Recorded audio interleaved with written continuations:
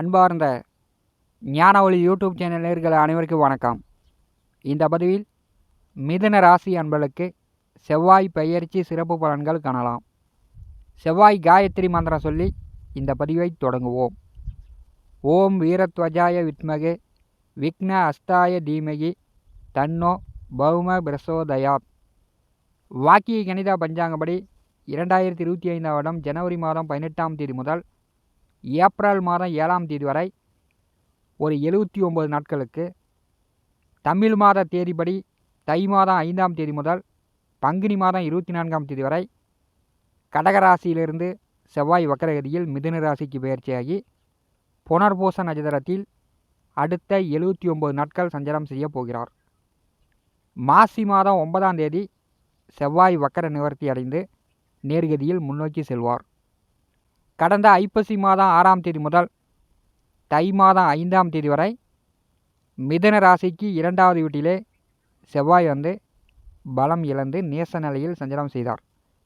செவ்வாயினுடைய 8ஆம் பார்வை சனி பகவான் மேல் விழுந்தது. பெரும்பாலும் பார்த்திங்கன்னா சனி செவ்வாய் கூட்டணி சேர்ந்தாலும் சரி, சனி பார்வையில் செவ்வாய் அமர்ந்தாலும் சரி, செவ்வாய் பார்வையில் சனி அமர்ந்தாலும் சரி, விபத்துகள், இரத்த காயங்கள், அதிக மரணங்களை ஏற்படுத்தும். கடந்த 3 மாதமாக எவ்வளவோ பிரச்சனை, ஒவ்வொரு குடும்பத்திலையும் 1008 பிரச்சனைகள் ஓடிக்கொண்டிருந்தது. சனி பகவான் கும்பராசியில் சதய நட்சத்திரத்திலே சஞ்சாரம் செய்து கொண்டிருக்கிறார். இது பாதகமான அமைப்பு. மிதுன ராசிக்கு 6, 11ஆம் வீட்டின் அதிபதி செவ்வாய்.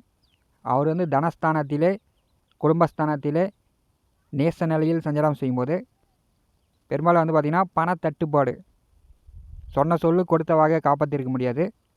பல்வலி, கை கால் மூட்டு, எலும்பு வலி, முதுகு வலி, முகத்தலை காயங்கையம் இப்படிலாம் ஏற்பட்டிருக்கக்கூடும். மிதுன ராசிக்கு 6 கூடியவர் 2வது வீட்டிலே பலம் இழந்து சஞ்சாரம் செய்யும்போது கடன் காட்சி தொந்தரவுலாம் ஏற்பட்டிருக்கும்.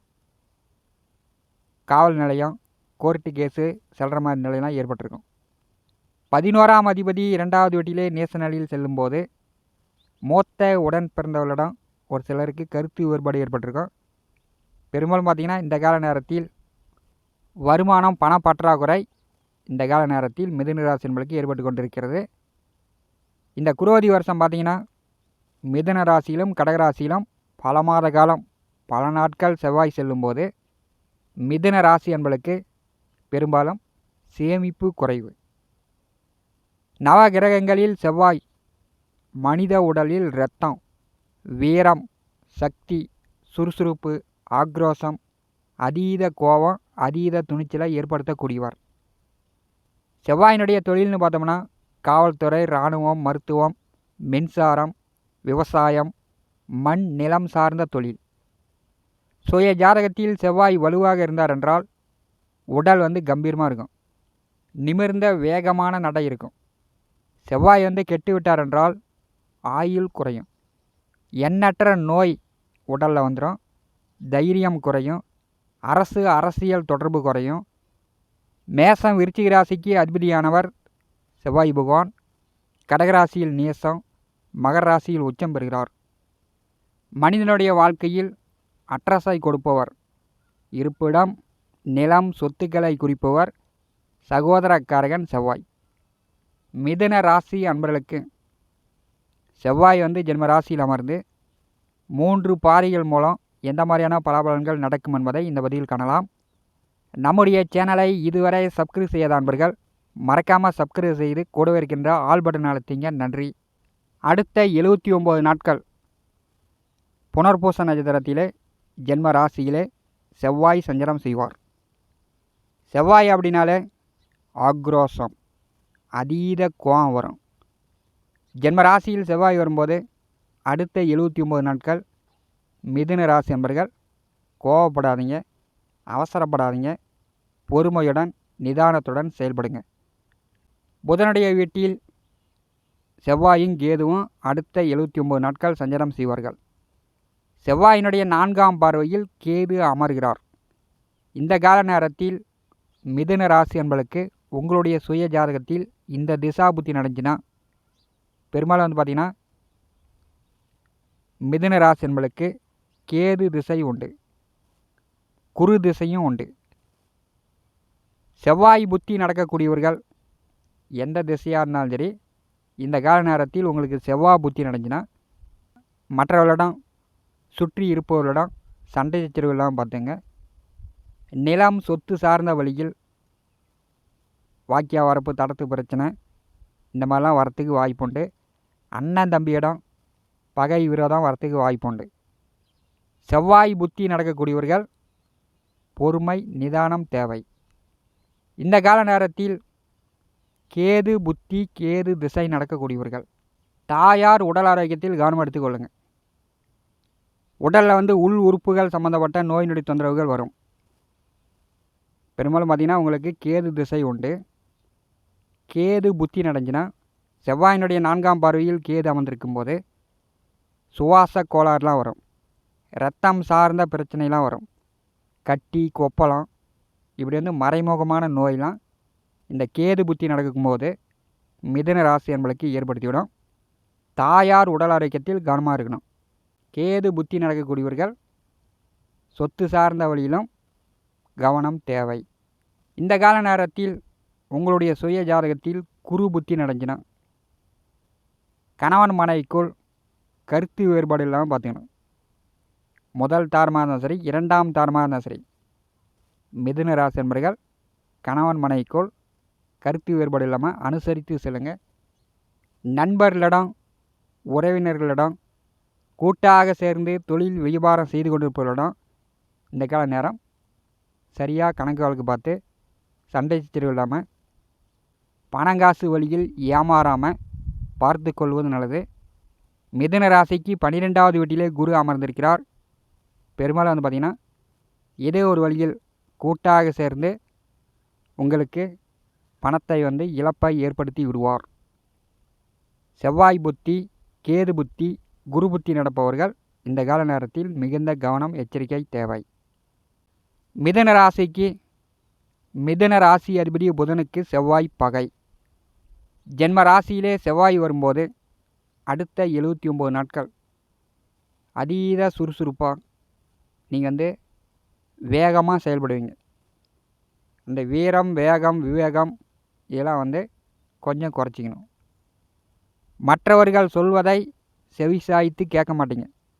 குடும்பத்திலேயே இருந்தாலும் சரி, பெற்றோர்களாக இருந்தாலும் சரி, வாழ்க்கை துணையாக இருந்தாலும் சரி, பிள்ளையாக இருந்தாலும் சரி, மற்றவர்கள் சொல்வதை செவிசாய்த்து கேட்க மாட்டீங்க. அதனால் இந்த கால நேரத்தில் மற்றவர்கள் சொல்வதை கேட்டு அறிந்து புரிந்து நடந்து கொள்ளுங்கள். ஜென்ம ராசியிலே செவ்வாய் அமர்ந்து 4ஆம் பார்வையால் கேது புகானை பார்வை செய்கிறார். சுகஸ்தானத்திலே கேது அமர்ந்திருக்கிறார். செவ்வாய் பார்வையும் கேது அமர்ந்த இடமும் மிதுன ராசி என்பதற்கு சாதகமில்லாத அமைப்பாக இருக்கிறது. இரவு நேரங்களில் கிராமப்புறங்களில் இருப்பவர்கள் வாக்கிய வரப்புகளில் செல்லும்போது கவனம் போயிட்டு கவனமாகங்க. விஷக்கடி தொந்தரவுகள் ஏற்பட வாய்ப்பு உண்டு. வீடு வண்டி வாகனம் நிலம் சொத்து சார்ந்து ஒரு சிலருக்கு தொல்லைகள் வரத்துக்கு வாய்ப்புண்டு. செவ்வாயினுடைய நேர் 7ஆம் பார்வை கலத்திரஸ்தானத்தின் மேல் விழுகிறது. கணவன் மனைக்குள் நட்பு உறவுகளுக்குள் விரிசல் இல்லாமல் பிரிவு இல்லாமல் பார்த்துக்கொள்வது நல்லது. செவ்வாயினுடைய 8ஆம் பார்வை மிதுன ராசிக்கு அஷ்டமஸ்தானத்தின் மேல் விழுகிறது. இந்த கால நேரத்தில் கடந்த 3 மாதங்களை விட எதிர்வரக்கூடிய 79 நாட்கள் பணப்பிரச்சனை நீங்கும். கடனை கொடுத்து அடைப்பதற்கான வாய்ப்பு உண்டு. பக்கத்தில் இருப்பவர்களிடம் சொந்தக்காரர்களிடம் இதே வம்பு தும்பு சண்டை கண்டை கட்டினீங்கன்னா காவல் நிலையம் கோர்ட்டு கேஸுன்னு செல்லக்கூடிய நிலையம் மிதுன ராசி என்பதற்கு செவ்வாயினுடைய 8ஆம் பார்வை ஏற்படுத்திவிடும். அதனால் யாரிடமும் சண்டை போடாதீங்க. பொறுமையை கடைபிடிப்பது நல்லது. மற்ற கிரகங்களை பார்க்கும்போது பாக்கியத்திலே சனி பகவான் சதய நட்சத்திரத்திலே சஞ்சாரம் செய்கிறார். சனி பகவான் ராகு நட்சத்திரத்திலும் ராகு சனி நட்சத்திரத்திலும் சஞ்சாரம் செய்யும்போது தந்தையிடம் எதிர்வாதம் இல்லாமல் பார்த்துங்க. குடும்பத்தை விட்டு வீட்டை விட்டு வெளியில் தங்கி வேலை பார்க்கக்கூடியவர்களுக்கு ஓரளவு வருமானம் உண்டு. அடுத்த 4 மாத காலம் மிதுன ராசிக்கு 10வது வீட்டிலே சுக்கிரன் ராகுவுடன் கூட்டு சேர்ந்து குரு சுக்கிரன் பரிவர்த்தனை யோகத்தில் சஞ்சாரம் செய்வார். இது பெரும்பாலும் தொழில் செய்யக்கூடியவர்களுக்கு வருமானம் ஏற்ற இறக்கத்துடன் தான் எதிர்வரக்கூடிய 4 மாத காலம் செல்லும். விவசாயத்தில் பூஞ்செடி வைத்து பூ எடுத்து கொண்டிருப்பவர்களுக்கு சுக்கிரன் 10ஆம் வீட்டிற்கு வரும்போது நல்ல மகசூலை கொடுப்பார். வேலையில் இருப்பவர்களுக்கு உயர் அதிகாரிகளிடம் முதலாளிகளிடம் கொஞ்சம் கருத்து வேறுபாடுகள் வரத்துக்கு வாய்ப்பு உண்டு.